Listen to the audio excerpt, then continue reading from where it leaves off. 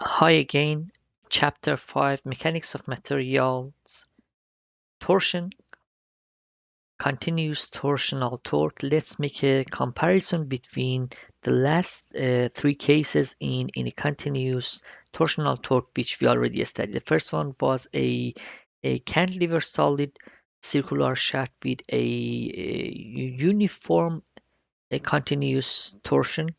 And if you remember, Phoebe, it was TL squared over 2GJ, and the other one was the increasing continuous torsional torque, which Phoebe is equal to TL squared over 3GJ, and the last one was a decreasing trend in continuous torsional torque, which phi at the free end is TL squared over 6GJ.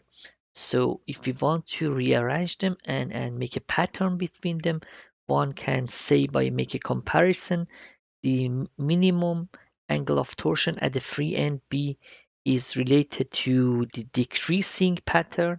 First of all, why this one, the uniform one, was is bigger than the two others in terms of torsional torque, because the area under this torsion is a circular is a rectangular shape, and both of these two are a half of that, a rectangular shape in either direction. So definitely they are losing a half of the area. And if you remember, Phoebe for the decreasing trend was a 1 over 6 times whatever, and the this one increasing is 1/3, and the uniform is TL squared over 2GJ. So definitely the pattern is the increasing from moving from the decreasing to completely uniform. Decreasing, then increasing, then decreasing, then increasing, then uniform, 1/6, 1/3, and a half.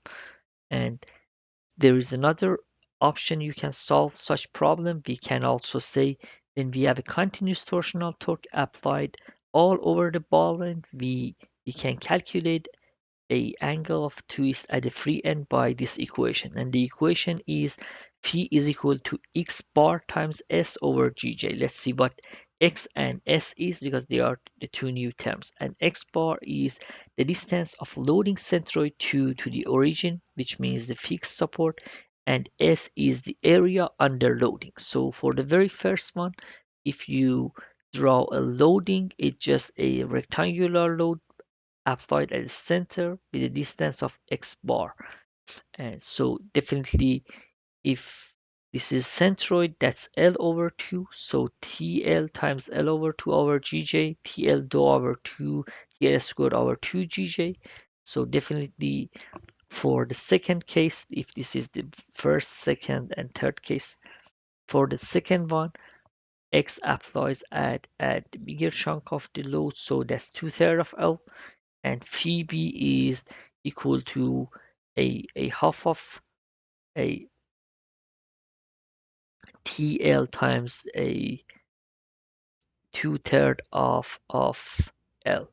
Half of L, it means it's just an average between 0 and T, and 2/3 is the distance from uh, uh, A, which is the other side, and that's T, make it TL squared over 3GJ, and definitely that is bigger than the centroid applies here, and phi b is a half of TL over L over 3 over GJ. So that's again the centroid distance to the support, centroid to the support, and it just makes it a TL squared over 6GJ. And if you create the pattern, you can easily see how phi b is less than phi b in of 1/6 is smaller than 1/3, and that's smaller than a quarter. So again, if you want to rearrange that, it just says phi b is equal to TL squared or TL squared over 6GJ. That's smaller than phi b, which is 1/3, and that's smaller than a continuous one, which is the whole rectangle area. And at the same time, if you replace in all this equation T times L by capital T, you can see, wow, that's a nice trend. Phi is one 6 TL over GJ for the first case, and for the second TL over 3 GJ, and for the last one, that's a TL over 2 GJ. Thank you. We'll solve